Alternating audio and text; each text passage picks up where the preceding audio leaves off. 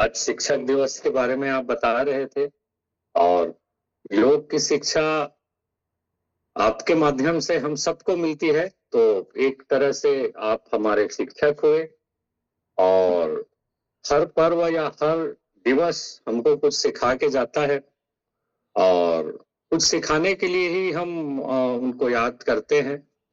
और उससे पहले मैं शिवचरण सर को भी बहुत बहुत धन्यवाद मैं देना चाहूंगा, जितने जो काम वो कर रहे हैं, जिन छोटे बच्चों को वो योगा सिखाने के लिए हमारे क्लास में लाए हैं और वीडियो ऑन करके वो लोग, मैं देख रहा था कि सब मने योगा कर रहे थे। तो जितनी तारीफ की जाए कम है। मैंने दूसरे के शिक्षा के लिए शिवचरण सर ने जो काम किया है, तो बहुत बहुत साधुवाद। और जैसे शिक्षा की बात होती है, तो शिक्षक हमेशा ही आवश्यक होता है। बिना शिक्षा के हम आ, आगे नहीं बढ़ सकते।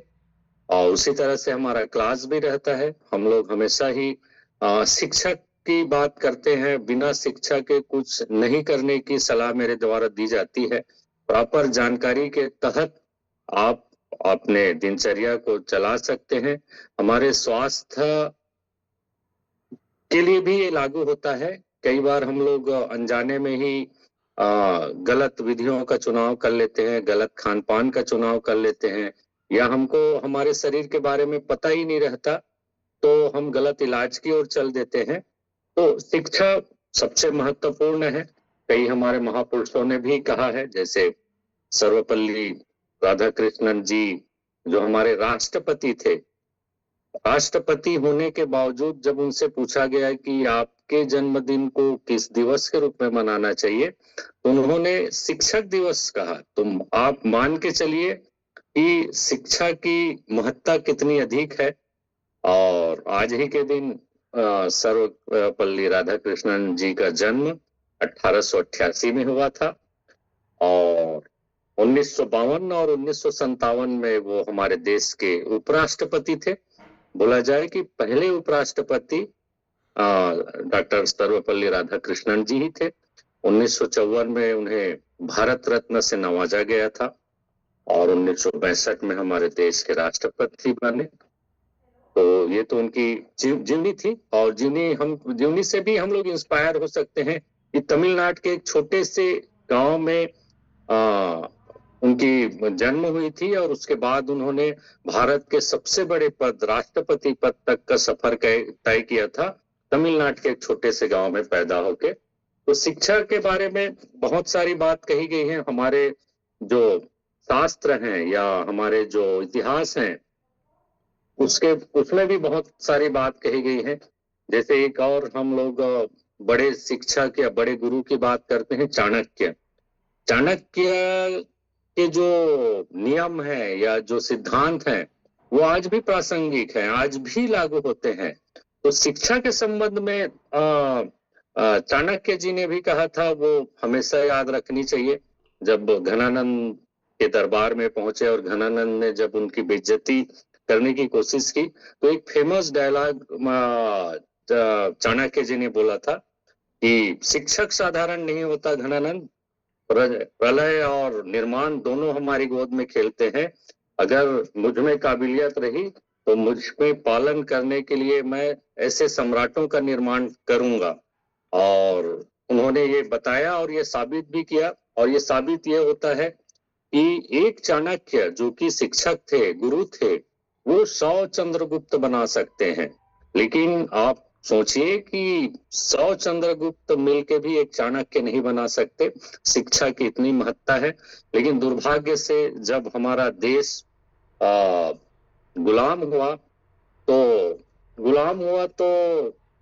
जो मैकाले थे, जो अभी जो शिक्षा पद्धति चल रही है उसके जनक हैं, जो स्कूल वाली या जो शिक्षक वाली जो परंपरा है, वो मैकाले ने चलाई है और अभी तक वो चल रहा है। ये जो नंबरिंग वाला जो चल रहा है कि कौन कितना नंबर पाएगा, डिग्री बेस्ड जो शिक्षा है, वो मैकाले ने शुरू की थी और एक षड्यंत्र के तहत की थी। आज संक्षेप में बताता हूँ। संक्षेप में ये कि जो मैकाले है वो लंदन के जो या फिर उनके ब्रिटेन के संसद में उनका ये भाषण है कि हम लोगों ने बहुत कोशिश कर ली भारत को बर्बाद करने की, लेकिन मुझे नहीं लगता कि हम भारत को बर्बाद कर सकते हैं। सिर्फ एक विधि है जिससे, या एक तरीका है जिससे भारत को बर्बाद कर सकते हैं, और उन्होंने संसद में खड़ा होकर ये कहा था कि हम यदि शिक्षा पद्धति को बदल दें, इनके संस्कार को बदल दें, तो भारत पर माने काबू पाया जा सकता है, इनको बर्बाद किया जा सकता है। और उन्होंने वो काम किया, और आज जो शिक्षा पद्धति है वो वही चल रही है, डिग्री बेस्ड, ज्ञान बेस्ड नहीं है। ज्ञान और शिक्षा में थोड़ा सा अंतर है। हम लोग अक्सर एक बोल देते हैं, या गुरु और शिक्षक में भी अंतर है, दोनों एक नहीं है। अभी पिछले 10 जुलाई को गुरु पूर्णिमा हुई थी, वो भी शिक्षक दिवस के ही बराबर था, जो महर्षि वेदव्यास के जन्मदिन के उपलक्ष्य में हम लोग मनाते हैं, वो गुरु पूर्णिमा था। आज शिक्षक दिवस है। तो शिक्षक और गुरु में एक छोटा सा अंतर है कि शिक्षक कुछ समय के लिए होता है, एक लिमिटेड समय के लिए होता है। मान के चलिए जब हम लोग स्कूल जाते हैं तो जो शिक्षा ग्रहण करते हैं वो शिक्षा है, लेकिन जो विद्या है, जो हमारे गुण है या जो लर्निंग है, वो हमारी जिंदगी भर चलते हैं। हम जब जन्म लेते हैं उसी समय से हमारी लर्निंग चालू हो जाती है, और हमारी सबसे जो पहली गुरु है हमारी माता को माना गया है। पहला शिक्षक उसको नहीं बोल सकते, लेकिन पहली गुरु बोल सकते हैं, क्योंकि वो जीवन जीने की पद्धति हमको बताती है।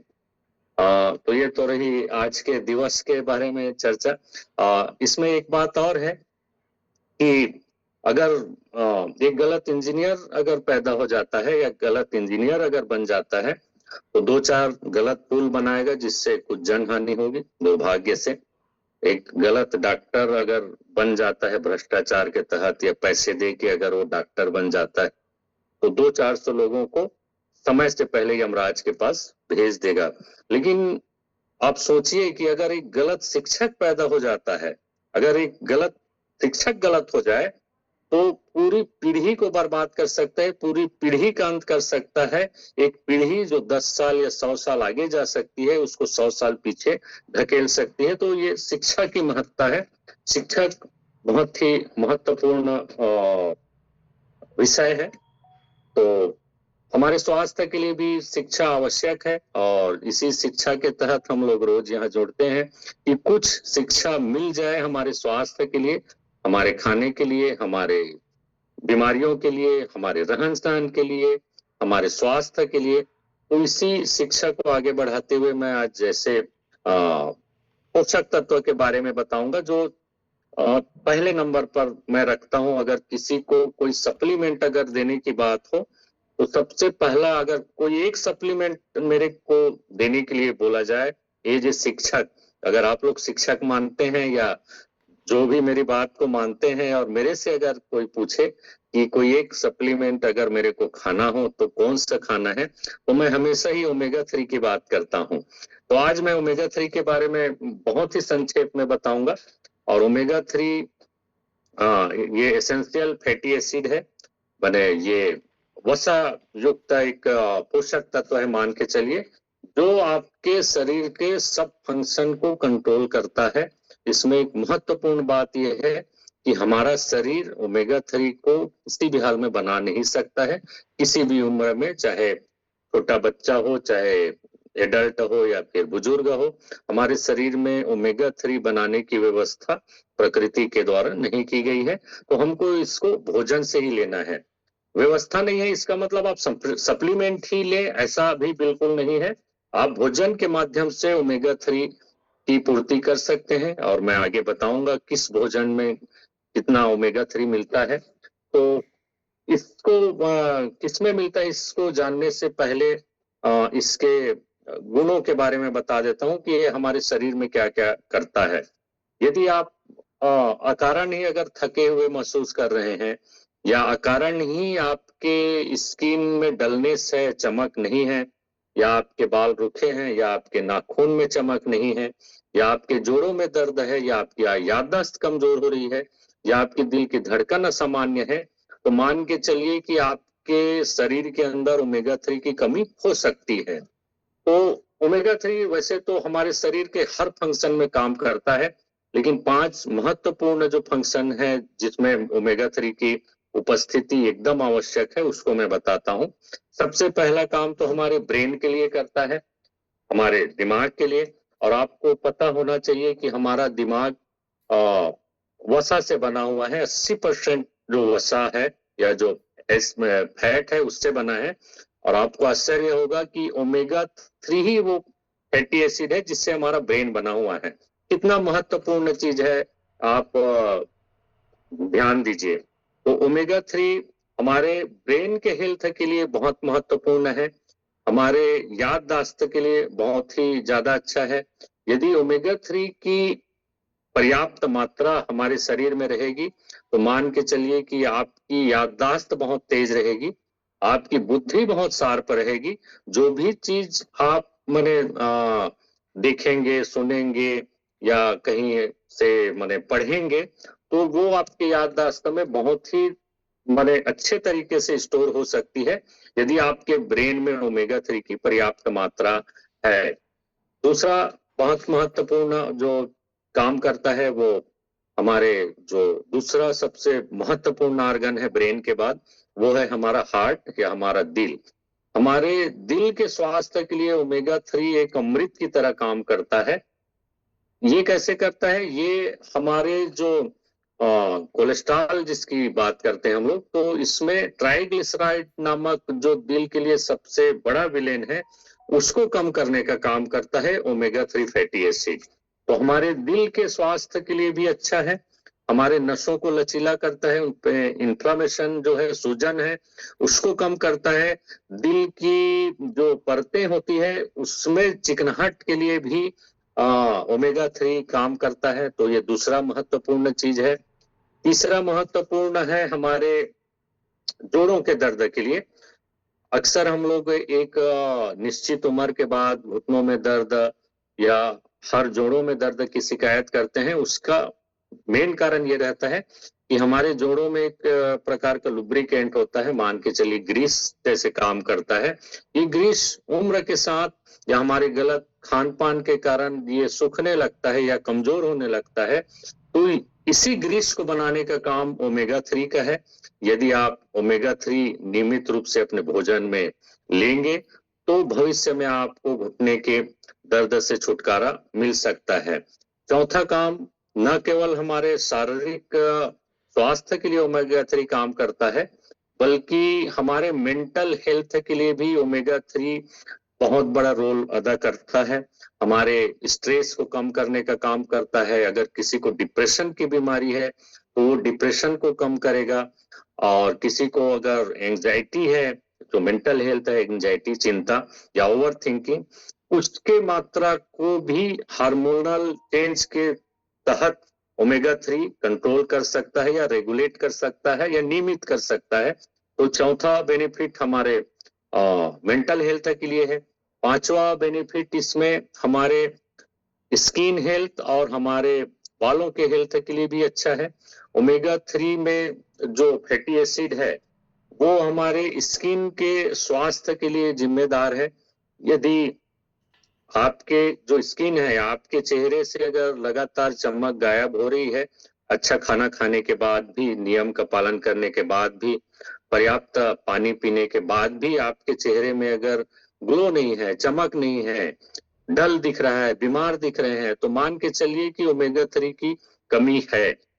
उसी तरह हमारे बाल का भी हेल्थ है। बाल अगर रुखे हैं, बेजान हैं, टूट रहे हैं, तो भी ओमेगा 3 की कमी हो सकती है। तो ये तो बहुत लंबी फेहरिस्त है। अगर मैं ओमेगा 3 की उसके गुणों की बात करूं या हमारे शरीर में काम की बात करूं, तो ये 5 महत्वपूर्ण बात याद रखिए कि इन पांचों में माने मेन काम हमारे ओमेगा 3 का रहता है। अब यक्ष प्रश्न ये है कि इसको लें कैसे, किसमें मिलेगा ओमेगा 3? इतनी महत्ता मैंने बता दी। तो सबसे पहले तो ओमेगा 3 का जो बेस्ट सोर्स है वो नॉन वेजिटेरियन है। और नॉन वेजिटेरियन इसलिए बेस्ट है क्योंकि इसमें जो ओमेगा 3 है, ईपीए और डीएचए, मैंने नाम याद रखे, ईपीए और डीएचए के फॉर्म में रहता है नॉन वेजिटेरियन में, और वेजिटेरियन सोर्स में एएलए के फॉर्म में रहता है। लेकिन वेजिटेरियन सोर्स से मिलने वाला ओमेगा 3 भी काफी है हमारे अच्छे स्वास्थ्य के लिए। तो आप सबसे पहले तो अगर आप नॉन वेजिटेरियन हैं तो आप अपने डाइट में मछली शामिल कर सकते हैं, और मछली में भी खासकर जो सैल्मन मछली है, या सैल्मन तो खैर समुद्री मछली हुआ, हमारे यहाँ उपलब्ध नहीं हो पाता है। हमारे देसी मछलियों में रोहू और एक तिलपिया नाम का जो मछली आता है उसमें पर्याप्त मात्रा में ओमेगा 3 फैटी एसिड रहता है। अगर हफ्ते में अगर आप 2 बार मछली खा सकते हैं कम तेल में बना के, तो आपको पूरा मछली ओमेगा 3 मिल सकता है।